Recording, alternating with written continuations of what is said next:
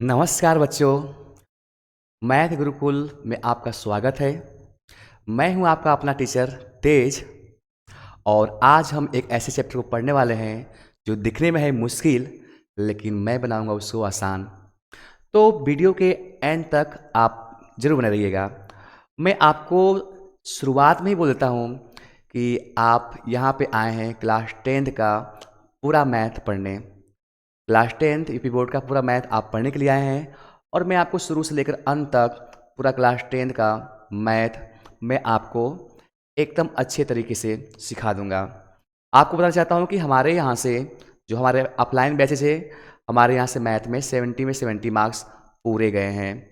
और इतना ही नहीं, हमारे यहाँ से जिला में 4 बच्चे सेलेक्ट हुए हैं, वो भी टॉप 5 में। और जो सबसे हाईएस्ट रैंक रहा है वो सेकंड रैंक रहा है।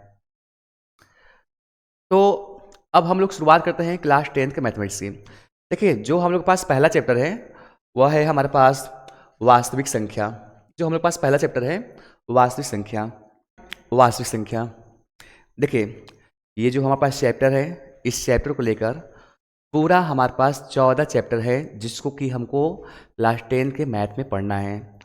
और मैं एक बात बताऊं आप लोग को, लोग बोलते हैं कि 10th का मैथ बहुत ही कठिन है, खतरनाक है, लेकिन ऐसा कुछ भी नहीं है। आप पढ़ते रहिएगा, मन लगा कर पढ़िएगा और आप देखेंगे कि मैं मैथ आपके लिए बहुत ही आसान करने वाला हूँ। आइए हम लोग शुरुआत करते हैं क्लास 10 के मैथ की। और पहला जो चैप्टर हम लोग पास है उसका नाम है वास्तविक संख्याएं, रियल नंबर। देखिए, इस चैप्टर को पढ़ने के लिए हमें क्या करना है कि कुछ कॉन्सेप्ट को समझना बहुत ही ज़रूरी है। और इस चैप्टर को पढ़ने के लिए हमें बेसिक ज्ञान का होना बहुत ज़रूरी है। जैसे कि हमारे पास चैप्टर का नाम ही है वास्तविक संख्याएं। तो वास्तविक संख्याएं का मतलब ये हुआ कि हम इसमें नंबर से बात करने वाले हैं।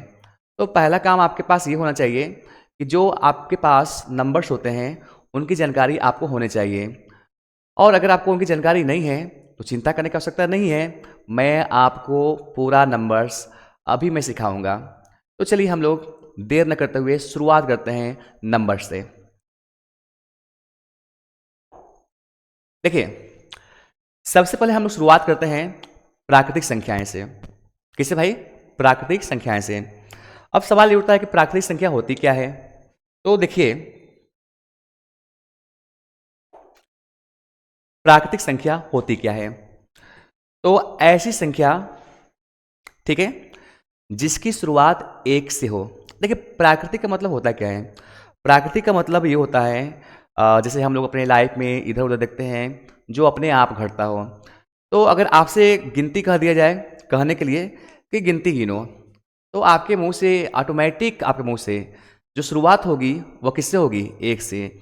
आप कहेंगे 1 2 3 4 5, आप एक से ही शुरुआत करने वाले हैं और ये आपके मुंह से ऑटोमेटिक निकलेगा।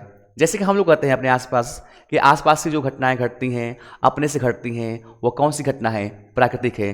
ठीक उसी प्रकार से मैथमेटिक्स में हमारी जो शुरुआत एक से होती है, संख्याओं की जो शुरुआत एक से होती है, उसे हम लोग क्या कहते हैं? प्राकृतिक संख्या। प्राकृतिक संख्या को हम लोग कहते हैं इंग्लिश में नेचुरल नंबर। तो जैसे कि हम लोग की पहचान के लिए भाई हम लोग का कोई ना कोई नाम दिया गया है, ठीक उसी प्रकार से प्राकृतिक संख्या के पहचान के लिए एक उसका भी नोटेशन दिया गया है। प्राकृतिक संख्या को हम लोग कहते हैं इंग्लिश में नेचुरल नंबर। तो उसको डिनोट करने के लिए हम इस्तेमाल करेंगे उसके पहले अक्षर का कैपिटल एन का। तो देखिए, ये हमारे पास हो जाएगा capital N equal to 1 2 3 4 5 dot dot dot, यानी कि आप जहां तक जा सकते हैं। ठीक है, लेकिन आपको यहाँ पे याद रखना पड़ेगा कि प्राकृतिक जो संख्याएं हैं, ठीक है, आप इसके आगे जहां तक मन करे वहां तक बढ़ा सकते हैं। ठीक है, अब हमारे पास प्राकृतिक संख्या हो गया कि भाई प्राकृतिक संख्या हम लोग किसे कहते हैं। अब इसके बाद हम अगर इस संख्या में देखें तो कहीं ना कहीं से लग रहा है कि भाई कुछ न कुछ छूटा हुआ है। और क्या छूटा हुआ है? आप जल्दी से गेस करिए। क्या छूटा हुआ है? आप जल्दी से गेस करिए और हमें कमेंट में आप जरूर बताइएगा कि यहाँ पे क्या छूटा हुआ था। अच्छा, अब मैं आपको बताने के लिए एक छोटे से स्टोरी के मैं यहाँ पे हेल्प लेता हूँ। देखिए क्या होता है ना कि जैसे कि मान लीजिए कि हम लोग के घर हो गया, आस-पास पड़ोस हो गया, कहीं भी कोई भी फंक्शन हो गया, कोई भी मैरिज हो गया, तो उसमें कोई न कोई एक बहुत फेमस लोग होते हैं, जो कि पूरे फंक्शन में चार चाँद लगा देते हैं। और सपोज़ करिए कि किसी फंक्शन में अगर वो नहीं गए, तो लोगों को उनकी कमी महसूस होती है कि हाँ, मतलब ये नहीं आए हैं। सपोज़ करिए किसी घर में कोई बुआ है, ठीक है? और उनकी वजह से पूरा एक महफ़िल जम जाती है और वो किसी फंक्शन में नहीं आई हैं। तो लोगों को उनकी कमी ज़रूर खलेगी और कहेंगे क्या कि देखो बुआ जी नहीं आई हैं। तो कहने बोले क्या हुआ कि फिर अगले फंक्शन में अगर बुआ जी आ गई, तो फिर फंक्शन का रौनक क्या हो गया, बढ़ गया। और इस बार लोग कहेंगे कि हाँ देखो उस बार इनकी कमी थी और इस बार कमी नहीं है। ठीक उसी प्रकार से यहाँ पे कुछ कमी हमारे पास दिखाई दे रही है और आप जान सकते हैं किसकी कमी यहाँ पे है। तो जल्दी से आप लोग गेस करिए और बताइए। चलिए अच्छा, अगर आप लोग गेस कर लिए हैं तो मैं आपको बताता हूँ कि कमी है जीरो की। कमी किसकी है? जीरो की। तो अगर मैं यहाँ पे, ठीक है, जीरो यहाँ पे लगाता हूँ, फिर 1 2 3 4 5 6 7 डॉट डॉट डॉट अगर मैं लगाता हूँ, तो अब हम लोग कहेंगे कि हाँ भाई ये तो हमारे पास जो नंबर्स हैं वो पूरे हो गए। ठीक है, तो हमारे मुंह से क्या निकला? पूरे हो गए, पूरे। और पूरे को हम लोग कहते हैं इंग्लिश में होल। क्या कहते हैं? होल। तो इस नंबर्स का नाम है होल नंबर्स। हिंदी में हम लोग कहेंगे पूर्ण संख्या। और इसको हम लोग डिनोट करेंगे किससे? कैपिटल डब्ल्यू से। तो देखिए आपको मैंने जल्दी ही दो संख्याओं को मैंने आपको फटाफट बता दिया। क्या कि नेचुरल नंबर हम लोग किसे कहेंगे? प्राकृतिक संख्या। ऐसी संख्याओं का समूह जो एक से शुरुआत होती है उसे कहेंगे प्राकृतिक संख्या। पूर्ण संख्या ऐसी संख्याओं का समूह जिसकी शुरुआत जीरो से होती है उसे कहते हैं पूर्ण संख्या। तो आपने जान लिया प्राकृतिक संख्या और आपने जान लिया पूर्ण संख्या। अब इसके बाद हमारे पास जो अगली संख्या आती है वह आती है पूर्णांक। क्या आती है भाई? पूर्णांक। ठीक है, तो अब पूर्णांक होता क्या है? देखिए यहाँ पे हमारे पास ये जीरो है, तो जीरो से अगर हम लोग इस साइड में गए हैं तो ये जितनी भी हमारे पास संख्याएं दिख रही है ना, सब के सब क्या है भाई? प्लस हैं। क्या भाई? प्लस। ठीक है, और आप एक काम करिए, इस जीरो को रख दीजिए बीच में और इधर लिखिए 1 2 3 4 5 और इधर लेफ्ट हैंड साइड में आप लिखेंगे -1 -2 -3 माइनस में 4। ठीक है, और माइनस में 5 इधर डॉट डॉट डॉट और इधर भी करिए डॉट डॉट डॉट। ठीक है, तो आपने यहाँ पे क्या देखा? आपने यहाँ पे देखा कि हमारे पास जो संख्याएं हैं वो राइट हैंड साइड की प्लस वाली संख्याएं हैं, जीरो हैं। जीरो को लेते हुए लेफ्ट हैंड साइड में हमारे पास माइनस वाली संख्याएं हैं। ये इनका समुच्चय है या इनका समूह है। तो जो संख्याएं हमारे पास यानी जीरो को लेते हुए धनात्मक हो और क्या हो? ऋणात्मक हो, इसे हम लोग कहते हैं पूर्णांक कहते हैं। क्या कहते हैं? पूर्णांक। और पूर्णांक को हम लोग कहते हैं इंग्लिश में इंटीजर। क्या कहते हैं? इंटीजर। इंटीजर को पहला अक्षर हमारे पास कैपिटल आई होता है, इसलिए हम लोग इसको डिनोट करते हैं किससे? कैपिटल आई से। लेकिन हाँ ध्यान रहे, हमारे पास जो पूर्णांक है ना, इसको हम लोग डिनोट करते हैं किससे? कैपिटल जेड से भी। ठीक है, कैपिटल जेड से हम लोग डिनोट क्यों करते हैं? ये आपके लिए सवाल होगा और आप कमेंट में जरूर बताइएगा कि हम पूर्णांक को कैपिटल जेड से क्यों डिनोट करते हैं। ठीक है, तो इसको हम लोग करेंगे जेड या फिर क्या भाई? आई। अब जो संख्याएं हमारे पास धन पूर्णांक वाली होती हैं उसे हम लोग डिनोट करते हैं आई प्लस से, और जो संख्याएं हमारे पास होती हैं ऋण पूर्णांक वाली उसे हम लोग डिनोट करते हैं माइनस, यानी आई के ऊपर माइनस। ठीक भाई, आई के ऊपर प्लस, आई के ऊपर माइनस। अब हम लोग जब यहाँ तक पहुँच चुके हैं कि हमारे पास ये प्राकृतिक संख्या है, ये पूर्ण संख्या है, ये हमारे पास पूर्णांक है, तो इसके बाद हमारे पास एक संख्या और आती है। उस संख्या का नाम है, जरा गेस करिए क्या नाम है? उस संख्या का नाम है परमेय संख्या। तो अब हमें जानना है कि परमेय संख्या होता क्या है। ठीक है, तो चलिए अच्छा अब समझते हैं हम लोग परमेय संख्या को कि परमेय संख्या होता क्या है। हम आपका ज़्यादा टाइम वेस्ट नहीं करेंगे इन संख्याओं को समझने में।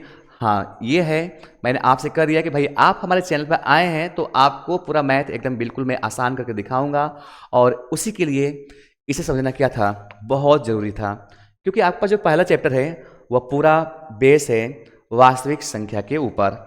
और जब तक आपको नहीं पता कि वास्तविक संख्या कितने किसे कहते हैं, आपको चैप्टर उतना समझ में नहीं आएगा। तो सिंपल सी बात है ना भाई, कि हम अगर कहीं गए घूमने के लिए और वहाँ की हमें कोई खासियत ही नहीं पता हो, मतलब है ना, तो फिर घूमने में क्या मजा आएगा। ठीक उसी प्रकार से हमारे पास चैप्टर का नाम ही है वास्तविक संख्या, और वास्तविक संख्या के बारे में हम लोग न जाने तो फिर बताइए कैसे हम लोग चैप्टर पढ़ेंगे। तो अब हम लोग आ जाते हैं फटाफट परमेय संख्या के ऊपर। परमेय संख्या को हम लोग कहते हैं इंग्लिश में रेशनल नंबर। और ये होता क्या है समझिएगा। देखिए, जैसे कि आपके पास कोई भिन्न होता है तो भिन्न आप कुछ भी लिख सकते हैं, जैसे कि 1/2 लिख सकते हैं, 3/2 लिख सकते हैं, 4/5, ठीक है, 0/2, 2/0, आप कुछ भी लिख सकते हैं। तो यहाँ पे मैं एक कंडीशन बताऊंगा। क्या कंडीशन है? ऐसा है ना कि देखिए, जो आपके पास अंश है उसको आप मानिए P, और जो हर है उसको मानिए Q, ठीक है, इसको मानिए P, इसको मानिए Q। अब आपको बस इतना ख्याल रखना है कि ये जो P है ये भी होना चाहिए पूर्णांक, और जो Q है ये भी होना चाहिए पूर्णांक, ठीक है। और आपको एक चीज और यहां पे ध्यान देना है कि जो हमारे पास एक Q है यह आपका 0 नहीं होना चाहिए। तो इसका मतलब क्या हुआ कि ऐसी संख्याएं जिसे हम लोग P/Q के रूप में व्यक्त कर सकते हैं, और जहां पे Q is not equal to 0 उसे हम लोग कहेंगे परमेय संख्या। जैसे 1/2 है, बस आपको इतना देखना है कि 2 यानी हर हमारे पास यहाँ पे 0 है नहीं है, 1/2 क्या है? परमेय संख्या है। ठीक उसी प्रकार से 3/2 क्या है? परमेय संख्या है। 4/5 क्या है? परमेय संख्या है। यहां पे देखिए, यहां पे लोग अक्सर फंस जाते हैं 0/2, ठीक है, यानी कि 0/2। तो यहां पे हमारे पास देखिए जो 0 है वो आपके पास क्या है? P आपके पास 0 है, लेकिन हमारे पास यहाँ पे जो 2 है वह 0 नहीं है। जो हमारे पास 2 है वह 0 नहीं है, इसलिए 0/2 हमारे पास परमेय संख्या है। लेकिन अगर मैं 2/0 यहाँ पे करूँ तो आप देख रहे हैं कि यहाँ पे ये जो Q है ना, Q वो क्या हो गया? आपके पास 0 हो गया, ठीक है। और मैंने मना किया कि भाई 0 नहीं होना चाहिए, 0 हो जाएगा तो फिर हम उसे परमेय संख्या नहीं कहेंगे, ठीक है ना। तो यहाँ पे हमारे पास ये 0 हो गया, तो इसे हम लोग परमेय संख्या नहीं कहेंगे। तो यहां तक तो हमारे पास परमेय संख्या है, लेकिन ये हमारे पास परमेय संख्या नहीं है। तो आप ये भी जान गए कि भाई परमेय संख्या किसे कहते हैं। तो देखिए, परमेय संख्या को हम लोग डिनोट करते हैं, किससे करते हैं? बोल दीजिए आप लोग जल्दी से, पता है आपको? चलिए सुनिए, परमेय संख्या को हम लोग डिनोट करते हैं Q से। इससे भाई Q से, तो हो जाएगा यहाँ पे Q इज इक्वल टू, आप कुछ भी लिख दीजिए, 1/2, 2/3, 1/4, 5/2, डॉट डॉट डॉट, आप कुछ भी लिख दीजिए, ठीक है। तो आपने क्या सीखा? प्राकृतिक संख्या जिसकी शुरुआत कहाँ से होती है? 1 से। इसमें कुछ कमी दिखाई दिया, किसका? 0 का, उसको भी हमने मेंटेन किया तो पूरा हो गया। जब पूरा हो गया तो हमने इसे क्या बोला? पूर्ण संख्या। इसकी शुरुआत कहाँ से होती है? 0 से। 0 को लेते हुए प्लस की संख्याएं और माइनस संख्याएं, इनका जो समूह होता है उसे हम लोग कहते हैं पूर्णांक कहते हैं। इसके बाद हमारे पास है परमेय संख्या, जिसे हम लोग P/Q के रूप में व्यक्त कर सकते हैं, जहां पे Q is not equal to 0, उसे हम लोग क्या बोलेंगे? परमेय संख्या। तो आपने ये जान लिया। अब आपको मैं एक दिखाता हूं, छोटा सा मैजिक है। देखिए, मैं आपसे कहता हूं कि जो n है n, ठीक है, तो ये n वाली संख्याएं पूरा W में है कि नहीं है? है ना? बिल्कुल है। देखिए, ये 0 से है, ये 1 से है, तो यानी ये पूरी की पूरी संख्याएं इसमें समा रही है। तो इसका मतलब क्या हुआ कि हम इसको ऐसे लिख सकते हैं। कैसे भाई? देखिए, n हो गया और ये समा गया किसमें? W में। अब आप ध्यान से देखिए ना, देखिए W की इतनी जो संख्या है, मतलब ये इधर के साइड में समा गया, बाकी ये तो बाकी है, यानी कि पूरा पूरा W क्या हो गया? I में समा गया। तो इसका मतलब क्या हुआ कि W समा गया किसमें भाई, I में, तो हम इसको लेते हैं ऐसे क्या, I। ठीक है, और ये पूरा का पूरा हम कह रहे हैं कि अगर इसमें आप एक और बढ़ा दीजिए, माइनस में 2 बड़ा में क्या 3, तो आप देख सकते हैं कि हमारे पास ये पूरा पूरा जो I है, ठीक है, प्लस वाला भी, जीरो वाला भी, माइनस वाला भी, सब के सब किस में है, Q में है। तो हम यहाँ पे क्या लिख दीजिए भाई, Q लिख दिए। तो इसका मतलब क्या हुआ कि आप अगर किसी भी परमेय संख्या को बोलते हैं तो परमेय संख्या में आपके पास पूरी संख्याएं आ गई। इतना कॉन्सेप्ट आपका क्लियर हो गया। चलिए ठीक है, जब आप परमेय संख्या के बारे में जान गए तो इसके बाद हमें समझना है अपरमेय संख्या, इरेशनल नंबर। अपरमेय संख्या क्या होती है, तो देखिए इधर आप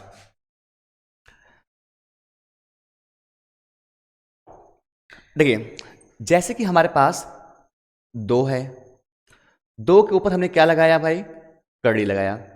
क्या लगा भाई, कड़ी। अब मैं कहूंगा आपसे कि इसे आप P अपान Q के रूप में व्यक्त कीजिए। ठीक है, चलिए कर देते हैं। कड़ी में 2 बटा में अगर कुछ नहीं है तो हम क्या मानते हैं, 1। इसे हम लोग कहेंगे P, इसे हम लोग कहेंगे क्या भाई, Q। ठीक है, हमने P अपान Q के रूप में हमने इसको व्यक्त कर दिया। लेकिन यहां पे ध्यान देने वाली बात यह है कि भाई P अपान Q के रूप में आप व्यक्त किए हैं जरूर, लेकिन आपको देखना है किसका गुण, P और Q का। भाई P और Q है क्या, मैंने तो कहा था कि P और Q होना चाहिए पूर्णांक। तो आप देखिए P और Q यहां पे पूर्णांक है, बिल्कुल नहीं है। Q तो हमारे पास पूर्णांक है लेकिन P हमारे पास नहीं है, क्योंकि ये क्या है, कड़ी में 2, और कड़ी में 2 हमारे पास पूर्णांक नहीं होता है, क्योंकि कड़ी में 2 का अगर हम लोग मान निकालते हैं तो होता है 1.141, जो कि पूर्णांक नहीं है। पूर्णांक आपका डेसिमल में नहीं होता है, दशमलव में नहीं होता है। तो इससे मतलब क्या हुआ कि ये पूर्णांक नहीं है। तो अब बताइएगा कि क्या कड़ी में 2 को हमने P अपान Q के रूप में लिखा, नहीं लिखा। तो जब हमने इसको P अपान Q के रूप में नहीं लिखा तो इसका मतलब साफ है कि हम कड़ी में 2 को P अपान Q के रूप में नहीं लिख सकते हैं। और जिसे हम लोग P अपान Q के रूप में नहीं लिख सकते हैं, और जहां पे P और Q क्या होना चाहिए, पूर्णांक होना चाहिए, इससे ही हम लोग कहते हैं अपरमेय संख्या। क्या कहते हैं, अपरमेय संख्या। तो हमारे पास सिर्फ कड़ी में 2 ही नहीं, यहाँ पे कड़ी में 3 हो गया, कड़ी में 5 हो गया, कड़ी में 7 हो गया। और एक सिंपल सा कॉन्सेप्ट है कि जितनी भी हमारे पास अभ्यास संख्याएं हैं, आप कड़ी लगा दीजिए, सब के सब अपरमेय संख्या होंगी। उसके अतिरिक्त भी हमारे पास अपरमेय संख्याएं होती हैं। ठीक है, लेकिन हमने यहाँ पे फोकस किया कड़ी में 2, कड़ी में 3, कड़ी में 5, कड़ी में 7 के ऊपर। ये हमारे पास क्या है, अपरमेय संख्या है। तो अब जब आप पहुंच चुके हैं अपरमेय संख्या के ऊपर, तो देखिए इधर हमारे पास है ये यहां तक, यहां तक, ये क्या हमारे पास है, परमेय संख्या। ठीक है, और ये हमारे पास अपरमेय संख्या, क्या चीज, कड़ी में 2, कड़ी में 3, कड़ी में 5, ये सब। ठीक है, अब हम यहां पे देखते हैं कि परमेय संख्या में ये सारी संख्याएं आ जाएंगी और अपरमेय संख्या में ये संख्याएं आ जाएंगी। तो हम लोग एक काम करते हैं, क्या करते हैं, मतलब कि परमेय संख्या को और अपरमेय संख्या को हम आपस में क्या करते हैं, मिला देते हैं, यानी इनका एक समूह बनाते हैं। और जैसे ही हम इनका एक समूह बनाएंगे तो जो संख्याओं का हमारे पास एक पूरा टोटल समूह मिलेगा, उसी को हम लोग कहते हैं वास्तविक संख्या। तो परमेय संख्या और अपरमेय संख्या के समूह को हम लोग क्या कहेंगे, वास्तविक संख्या, रियल नंबर्स। अब ये तो हो गया हमारे पास डिफिनेशन।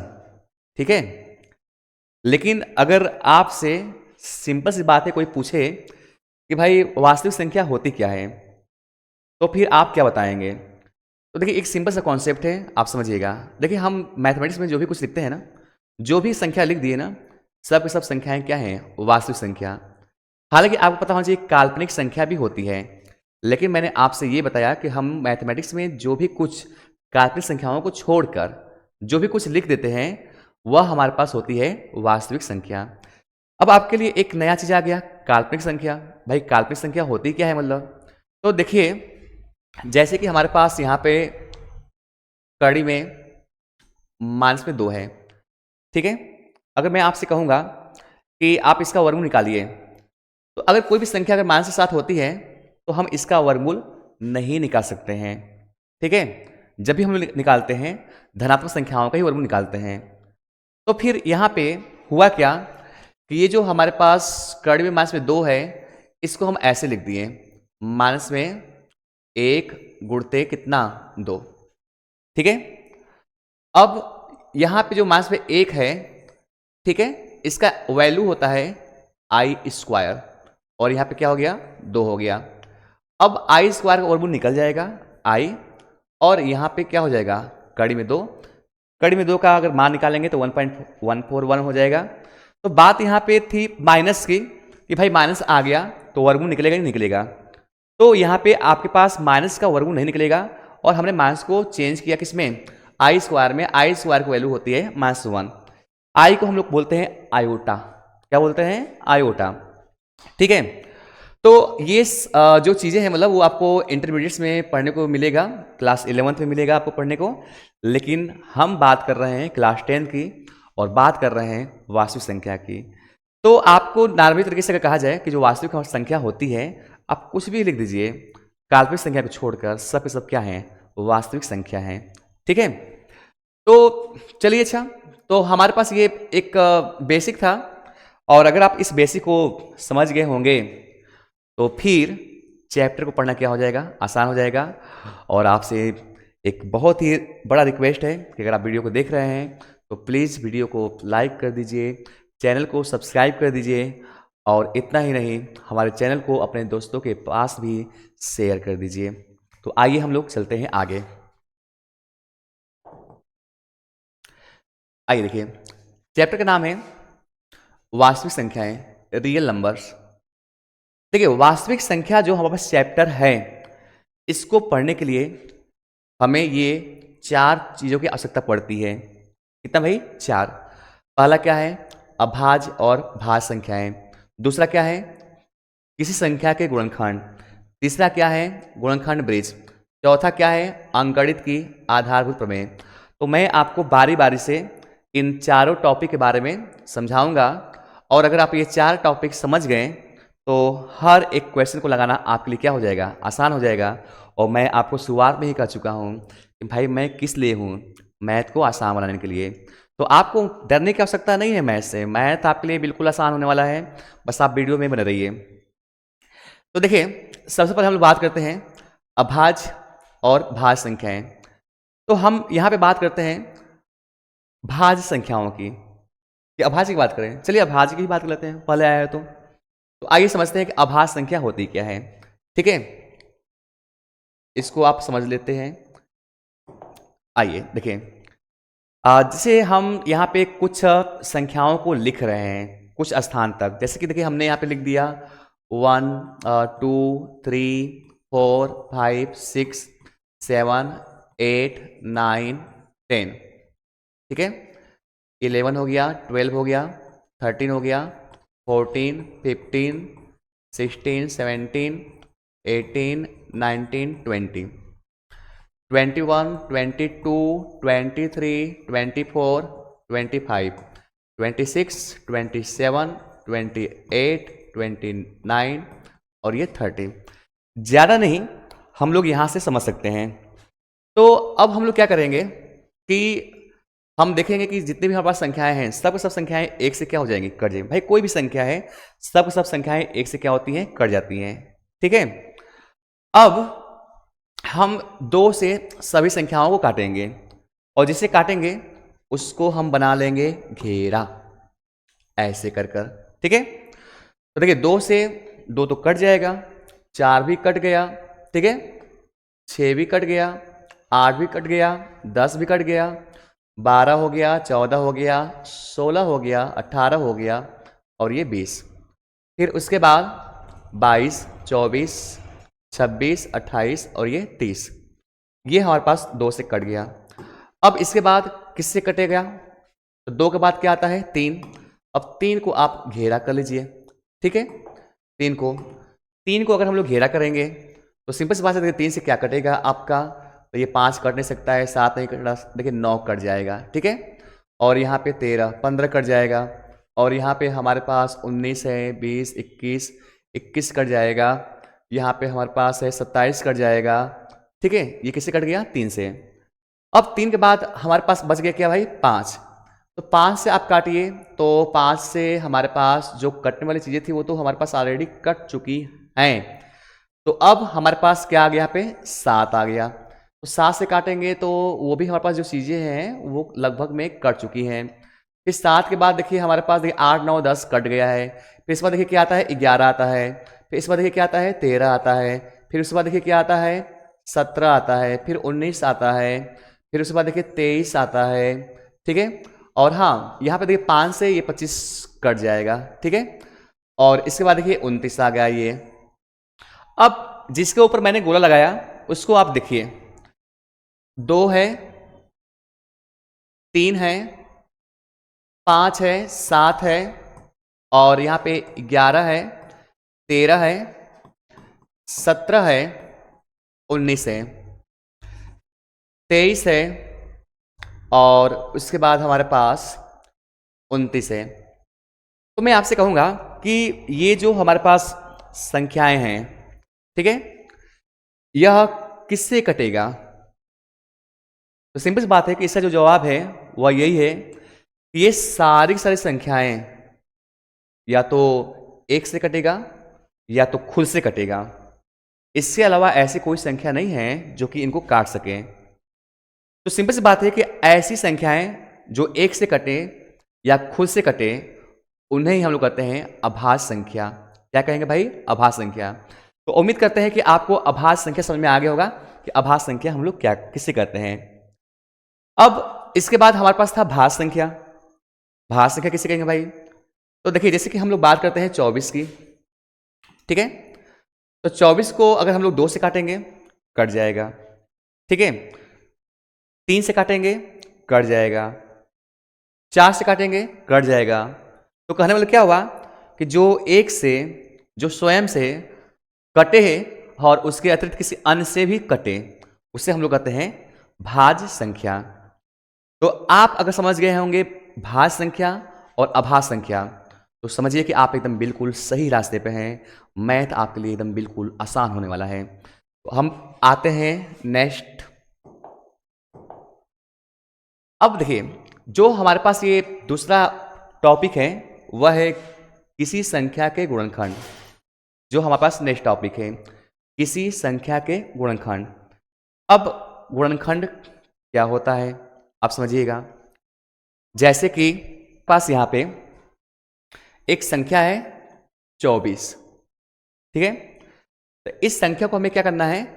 काटना है, ठीक है। तो हम करें ये संख्या किससे कट जाएगी?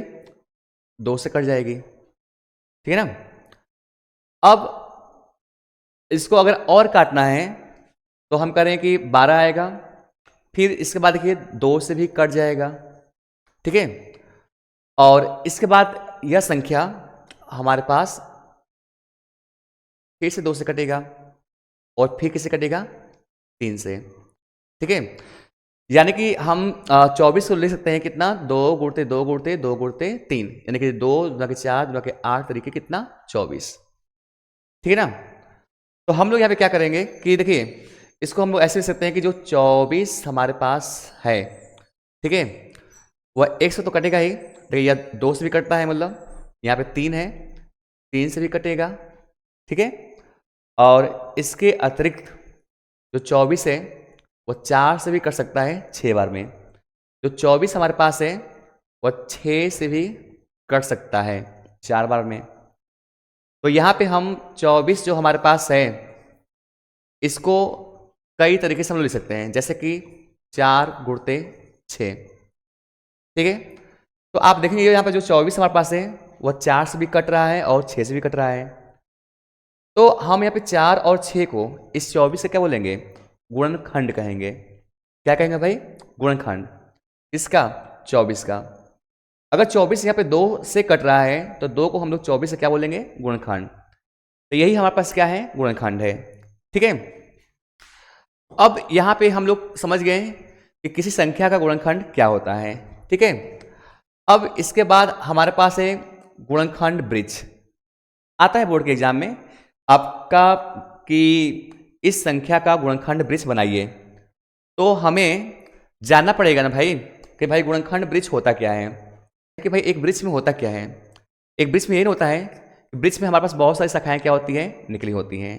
ठीक है ना, तो ठीक वैसे ही किसी भी गुणनखंड को ब्रिज के रूप में लिखना ही क्या कहलाएगा, गुणनखंड ब्रिज कहलाएगा। अब इधर देखिए आप लोग, देखिए जैसे कि 24 हमारे पास है, 24, ठीक है, 24 है, तो 24 को अगर हम लोग काट दें किससे, 2 से, ठीक है, तो कै बार में जाएगा, 12 बार में। तो हम इसको लिख दिए कितना यहां पे, 12।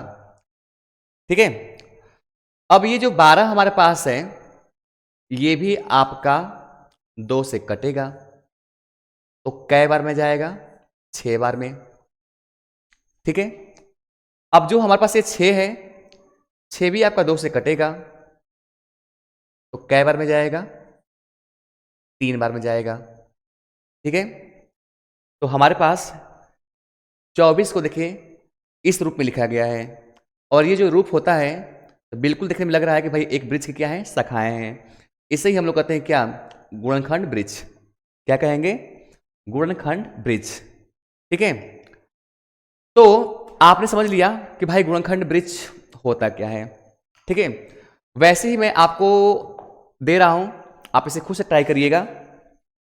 हमारे पास 30 हो गया, 100 हो गया, 150 हो गया। ठीक है, आपको बस ट्राई करना है, बाकी मैं सवाल तो मैं आपको कराऊंगा ही, बस आपको क्या करना है, ट्राई करना है। तो यहाँ पे हो गया 30 हो गया, 100 हो गया, 150 का आपको गुणनखंड ब्रिज के रूप में क्या करना है, लिखना है। अब इधर देखिए आप एक कॉमन सा चीज देखेंगे कि अगर हमने यहाँ पे 24 का गुणनखंड किया तो एक अभाज्य संख्या आ गया 2, 12 किया अभाज्य संख्या आ गया 2, 6 को किया अभाज्य संख्या आ गया 2, और अंतिम में अभाज्य संख्या क्या आ गया भाई, 3। इसका मतलब ये हुआ कि आपको देखने को ये मिलेगा कि भाई हम यहाँ पे गुणनखंड करेंगे, और कब तक करेंगे, जब तक कि अंतिम तक अभाज्य संख्या न मिल जाए। तो ये हमारे पास गुणनखंड की क्या होती है, खासियत होती है। तो आपको गुणनखंड ब्रिज उम्मीद करते हैं कि बहुत ही अच्छे समझ में आ गया होगा। समझ में आ गया होगा तो प्लीज चैनल को सब्सक्राइब कर दीजिए और वीडियो को लाइक कर दीजिए। इतना ही नहीं, अन्य बच्चों को भी शेयर कर दीजिए। आते हैं इसके बाद नेक्स्ट टॉपिक पे, और यही टॉपिक हमारे पास काफी इंपॉर्टेंट है पहले चैप्टर के लिए, और नाम है अंक गणित की आधारभूत प्रमेय। देखिए इसको समझना आपके लिए बहुत ही जरूरी है। क्या चीज, अंक गणित की आधारभूत प्रमेय होती क्या है, इसको समझना बहुत ही जरूरी है, क्योंकि इसको आप समझेंगे तभी आगे आप कर पाएंगे। तो मैंने आपसे कहा ही कि भाई आप पढ़ेंगे, आपको मैथ काफ़ी आसान होगा, बस आपको वीडियो के एंड तक बने रहना है। तो चलिए आइए हम लोग बात करते हैं अंकगणित के आधारभूत प्रमेय। इसको समझने के लिए हम यहाँ पे एक एग्जाम्पल लेते हैं, जैसे कि देखिए 24 है, इसका हम लोग गुणनखंड करेंगे। तो आपको पहले भी सिखाया गया होगा कि हम लोग गुणनखंड कैसे करेंगे, तो आपको लसा सिखाया होगा, उसी विधि से हम लोग यहाँ पे, ठीक है, गुणनखंड करने वाले हैं। तो यहाँ पे 24 किससे कटेगा, 2 से, 12 आएगा, 12 किससे कटेगा, 2 से, 6 आएगा, 6 किससे कटेगा, 2 से, 3 आएगा, और 3 से कट जाएगा, 1 आएगा। तो कुल मिलाकर 24 को हमने लिखा 2 गुणते 2 गुणते 2 गुणते 3। अब आप देखेंगे तो इसमें आपके पास 2 अभाज्य संख्या है, ये पूरा 2 है और ये क्या भाई, 3 है। तो हम क्या करेंगे कि जो हमारे पास 2 3 बार आया है, तो इसको आप एक ही बार में लिखेंगे, 2 के ऊपर 3, और गुणते कितना हो जाएगा, 3 हो जाएगा। ठीक है, तो 24 किस प्रकार की संख्या थी, भाज्य संख्या। और गुणनखंड करने पर हमें किस प्रकार की संख्या मिली है? अभाज्य संख्या। तो अंकगणित का आधारभूत प्रमेय यही कहता है। क्या कहता है? मतलब कि प्रत्येक भाज्य संख्या को, सुनिएगा ध्यान से, प्रत्येक भाज्य संख्या को अभाज्य संख्याओं के गुणनखंड के रूप में लिखा जा सकता है, वो भी बिना क्रम के। और बिना क्रम के यह अद्वितीय होता है। इसको आप ऐसे कर सकते हैं कि प्रत्येक भाज्य संख्या को अभाज्य संख्याओं के रूप में लिखा जा सकता है और यह बिना क्रम के अद्वितीय होता है। इसका मतलब क्या हुआ? दो चीज यहाँ पे आया है, बिना क्रम के और अद्वितीय। देखिए, अद्वितीय का मतलब ये होता है ना कि